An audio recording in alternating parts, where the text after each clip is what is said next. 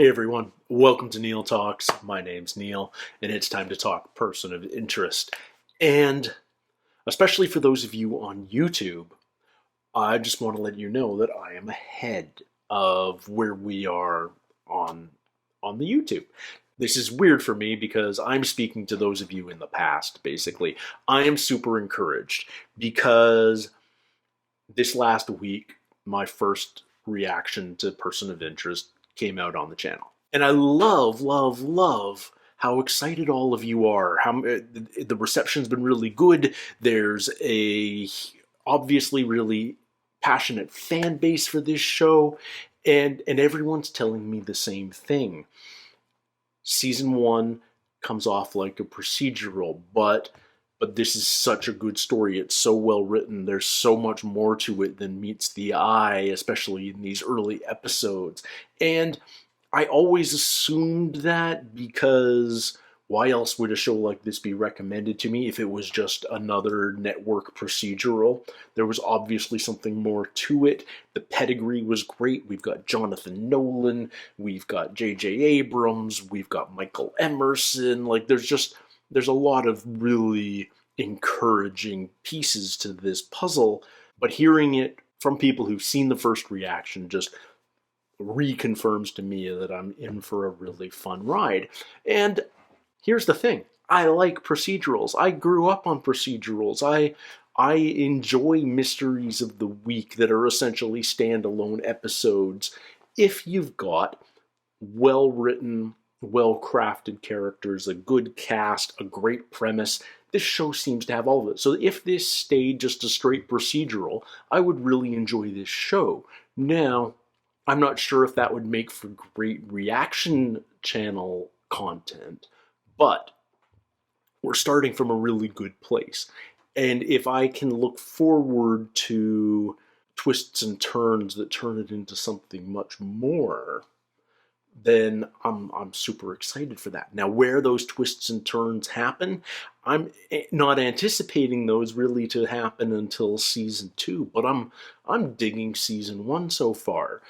It's got really cool energy. I love the premise. There's some real moral ambiguity going on here.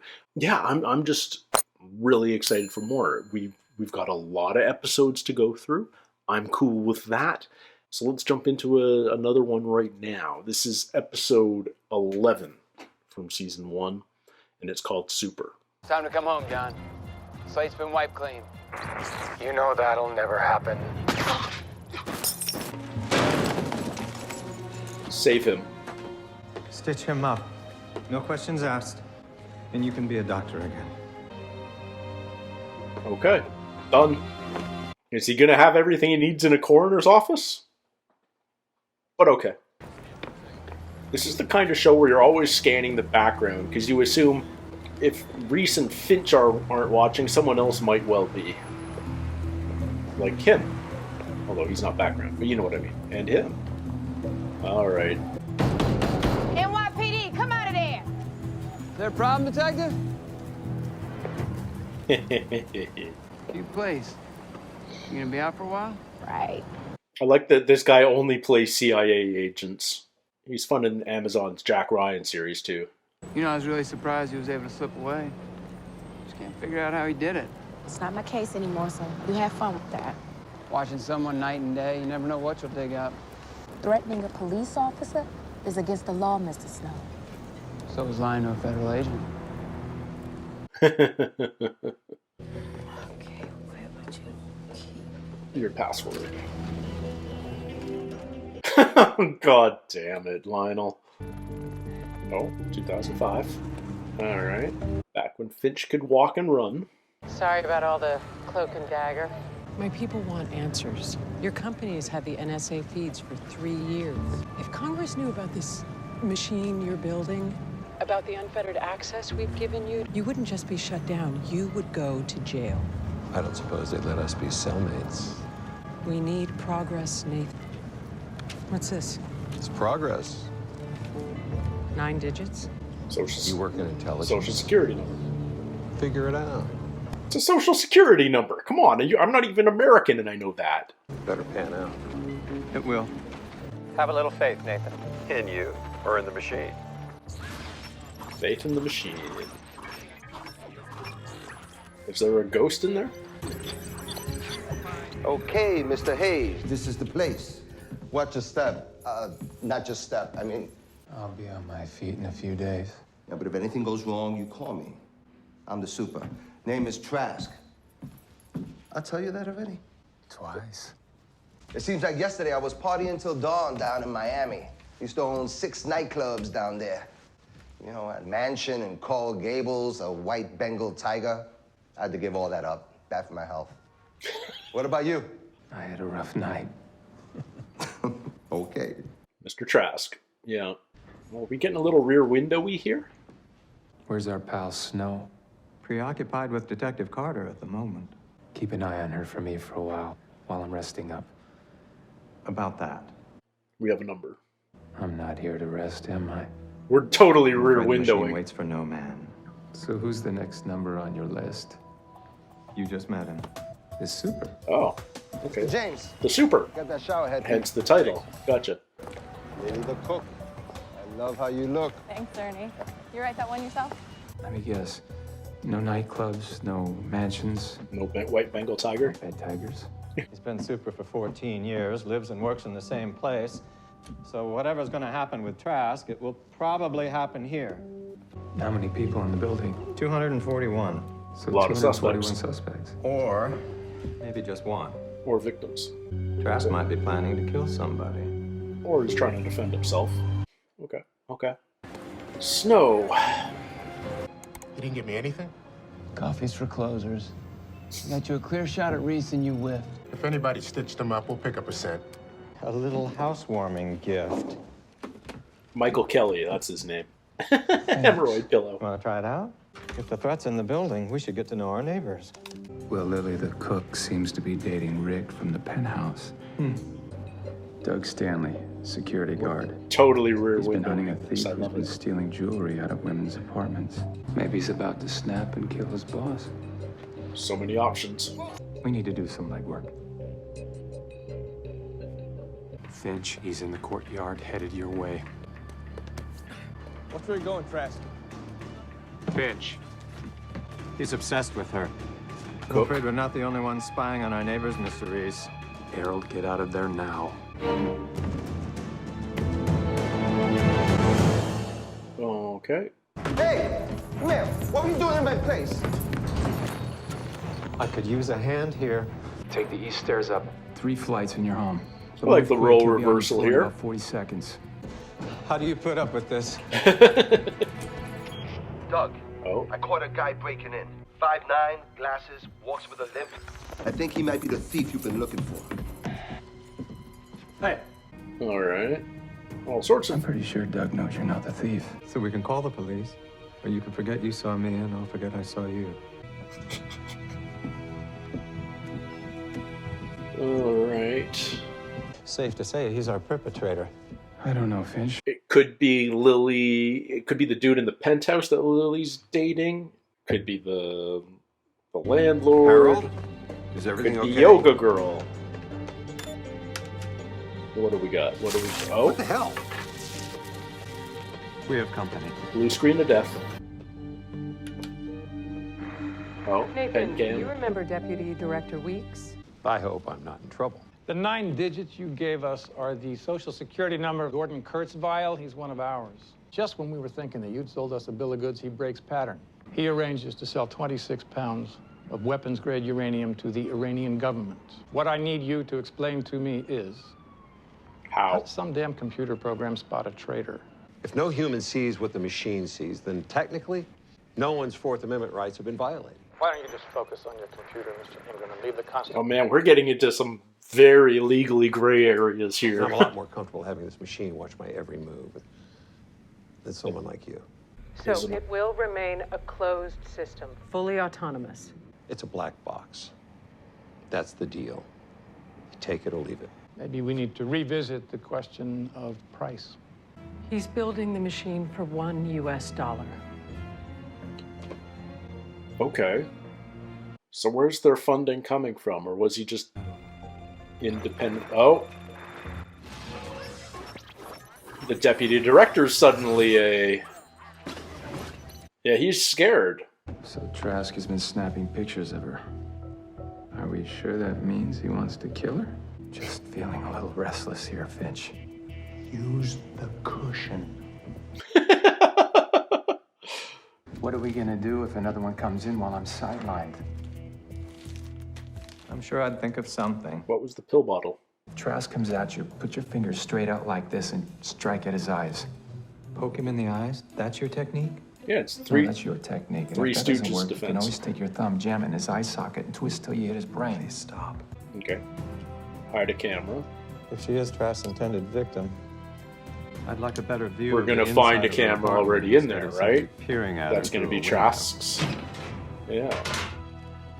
I think Trask has been watching her every move. Are we just ignoring the boyfriend in the penthouse? Man, they're not even slightly and obvious. Like, tuck your ear wire, man. NYPD, I need your jacket now. You're requisitioning my jacket? That was quick. It's a nice jacket. Camel hair. Like, who's giving that up without... Queens. Lost her. Because you guys suck. Because you're so obvious. She's tracking you. I'm aware that she's looking for me. I don't suppose you know why. Not yet. Did you receive the package I sent? Yeah, I got it right here. Pills, yeah. Our friend's prints are on it. I need you to throw the CIA off his trail. Oh, okay. So we're just going to have them pop up in the system somewhere in another state. Okay. Turns out there used to be a Mrs. Trask. She disappeared 13 years ago. Trask never called the cops. Told everyone she went to be with family in Boca Raton. And I'm guessing she's not in Boca. She's not anywhere. We just saw rose bushes. Roses just got delivered. Can you just throw these away? Yeah, sure. Bouquet of roses. Yeah, it's too obvious. I'm not buying it. But then am I overanalyzing a network procedural? So this is where your trail ends, Burdette. Where'd you go from here? Oh. Hello, Carter. I'm gonna go out on a limb and guess your name isn't Burdette. I want answers. I need to know what you do. Turn around, detective. Okay. Let's have a chat. Huh. I'm intrigued. Do you see that man, detective? His name is Derek Watson, 39 years old. 18 months ago, he lost his job. Derek Watson is about to be involved in a violent crime. Sorry to toss you into the deep end, but as you know, my friend is indisposed. Okay, okay. She's learning about how it works. Keep an eye on Derek Watson for the next little bit. Who filed the paperwork for the bank? John Dalton. Is this for an open homicide? I'll have to get back to you on that. Not yet.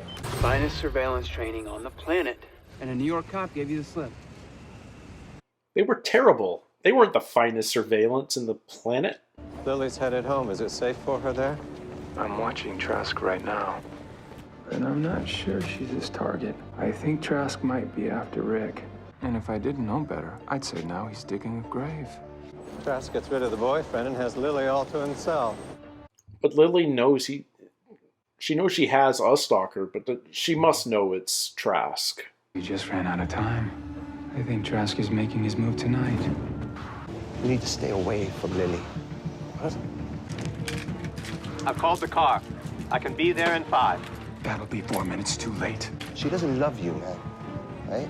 You need to leave her alone. You're not her boyfriend, and you're not her hero. You're just a damn janitor. It's the Messiah. Yeah. Never trust the guy in the penthouse in these shows. He's terrorizing her. I want Trask out of the building tonight. It's not Trask, I'm sure of it. You're the one who'll be leaving.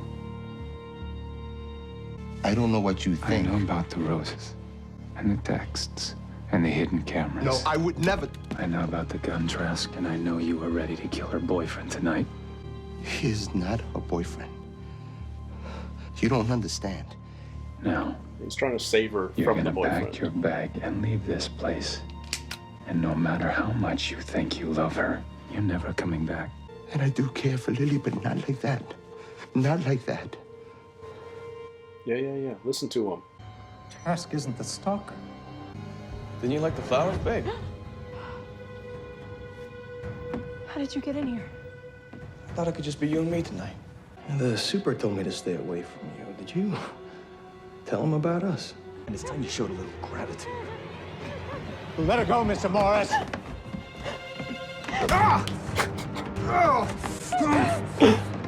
Poke him in the eye. I believe I told you to leave her alone. No, jeez.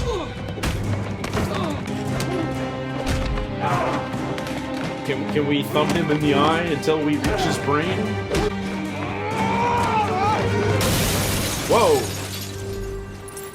Or chuck him from the rear window? Break-in at a veterinary clinic in northern Connecticut. Reese's printer on a prescription bottle found at the scene. Couldn't be telling me this while we drive? And we're off. Anonymous tipped my ass. This has got to be some kind of joke. All right, let's go. We're getting the jewelry thief too. And if Ernie hadn't shown up when he did. That wasn't nothing. Should have seen some of the guys they sent after me back in Miami. You do not want to mess around with the Cuban mafia. You know, his name isn't Ernest Trask. It's Ernesto Machado. He used to own 6 nightclubs in Miami, a yacht. White Bengal tiger. A pet tiger. He likes the quiet life. He testified against the Cuban mafia in 1996. He's in witness protection. How'd you find all that out? I'm good with computers. Be honest, Finch. There is no machine, is there? It's just you. Okay, let's find out what happens to our boy here.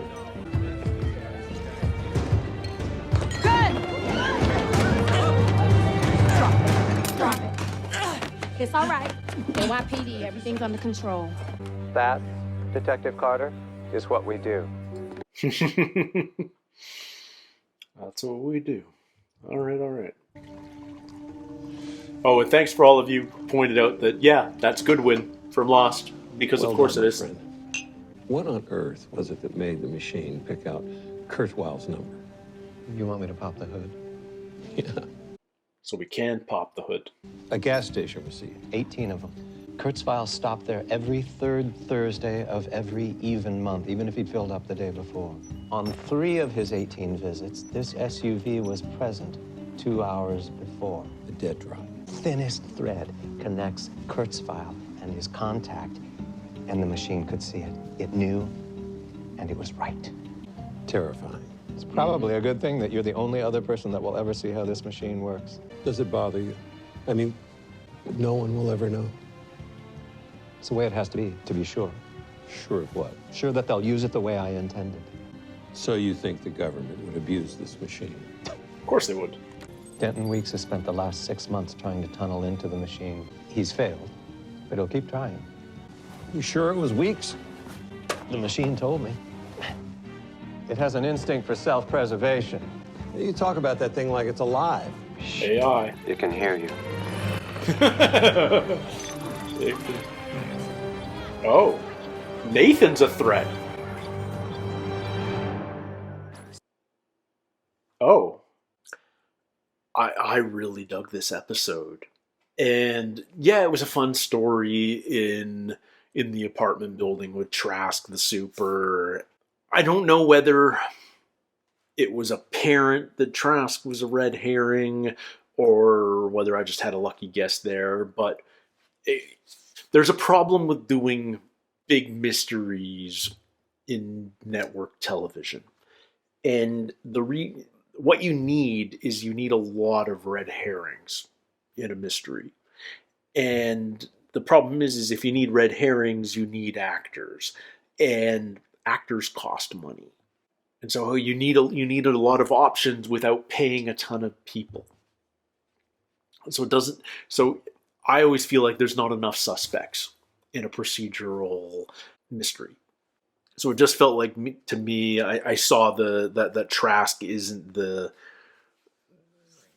perpetrator. He's a Samaritan. I felt like that was coming, and you could see that the boyfriend in the penthouse was in fact the villain. I felt like that was coming. But I love the twist at the very end that was completely unnecessary, and yet it was there, that everything he talked about was true, that he was in the witness protection program, that he had nightclubs in Miami, he had the White Bengal Tiger and all the parties, and he's on the run from the Cuban mob, and etc.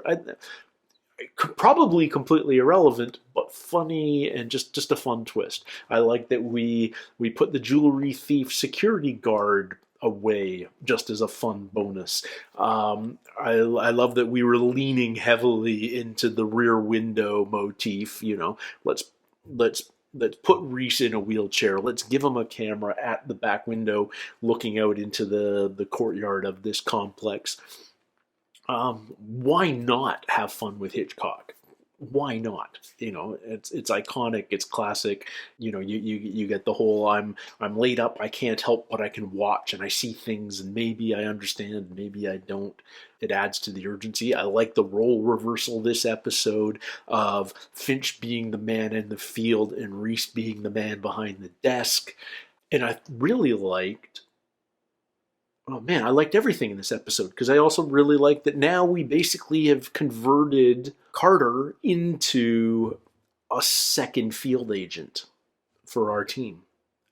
She doesn't understand how the system works, but she understands what Finch and Reese are doing.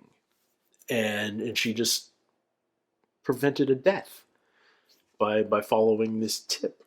I like it. She's coming around. She no longer wants to pursue Reese in the way she was at the start of the season, because the CIA are on the case now, and she doesn't agree with how the CIA have acted. They're terrible surveillors, but I can't tell whether it's just poorly shot and it's supposed to be this is Carter being really good at shaking a tail, or these guys are terrible tales. When you've got limited scope to tell the story, sometimes that sort of differentiation gets muddled, but I'll let it slide, because right now the CIA are the bad guys in the current timeline, and also I guess they're more NSA in the 2005 flashbacks, but we see that the deputy director wants this technology. He wants to know how it works. He wants to use it to maybe not his own ends, but less egalitarian ends. As frightening as the machine is, as in the fact that it's surveilling all of us, perhaps there's some truth to what I'm going to call him Goodwin, because that's the name I have associated with him at the moment. Goodwin said to the female NSA agent, he says, "I'd rather have the machine watching me than someone like you." The machine is egalitarian in that it's looking at everyone, every single American, and looking at all of their records. And whatever it finds is based strictly on the facts of what it has discovered. There's no prejudice. There's no algorithm built in that focuses on an individual for another individual. Like, I can't say check out this one person because I'm suspicious of them or I don't like them, and that changes the equation. So yeah, as frightening as the machine is, at least it's universal in its frighteningness. But the interesting thing that's happening in those flashbacks is the people that are learning about the machine are suddenly becoming threats. And that makes you wonder, especially the way Finch was talking about the machine in those flashbacks, especially at the end. He's talking about it as if it has, if not a personality, at least that it's not a person, but it's alive, that it has an AI, that it believes in self-preservation. So now that the deputy director is a threat, and at the very end Goodwin is a threat, is that the machine saying they're a threat to America? Or they're a threat to me, the machine? very interesting questions. I like that. Like, this is a show that could have said, you know what, the machine is good. We can brush away the moral questions. There's a lot of really suspect legal and moral issues with this sort of surveillance. You know, all you need to do is listen to Lucius Fox's speech in I forget which Batman. But you know the one I'm talking about, where they're literally talking about a God Eye type surveillance system, and Lucius Fox basically tells Bruce Wayne, "I'll use it this one time, but never again, because there's too many moral questions attached to something like this." And guess what? Jonathan Nolan helped write that movie. But I like that we're not shying away from that. I remember when 24 came out, and it was the hot show of the time, and those on the political right were using it as a, hey, look, torture is justified. It's working, because Kiefer Sutherland, Jack Bauer, tortures terrorists and saves the day because of it. And those opposed to that idea were quick to point out that, hey, this is fiction. But the show never addressed to the right degree the moral issues of torture, even for the best of causes. And I always felt like that was a bit of a flaw in 24. So I appreciate that Person of Interest isn't shying away from the similar types of questions with, you know, with the legality, with the morality of spying on your own citizens, even if it is by a, quote, egalitarian machine. I like that we're diving into those sorts of questions. I love that we're exploring that, we're debating that. And yeah, I'm very curious to see what happened as that past backstory continues to develop, because we know that Goodwin died. We know that Finch is faked his own death, or is assumed dead. We don't know for sure that he faked his own death, but that's sort of what I'm assuming. How are they going to deal with the NSA in the past? How often are we going to dive back into that story? I'm super interested. But I really like where we're going in the current timeline now. The CIA doesn't look like they're going away anytime soon, although we did distract them with the placed evidence in northern Connecticut at the vet's office just to send them on a wild goose chase. But I can't imagine they won't be coming back. And yeah, Carter's cautiously coming around. And I'm intrigued to see where that goes, and whether she and Fusco are ever going to be fully open about that they're both kind of working for our team. And how's Carter going to react when she finds out that Fusco was placed with her to spy on her, to deter her investigation? Lots of questions. I feel like something turned a corner in this episode. I'm very excited for more. Anyway, can't wait to dive into another episode. I'm going to do that right now. You'll get to see it next week. And until then, everybody, take care, stay healthy. We'll see you soon. Cheers.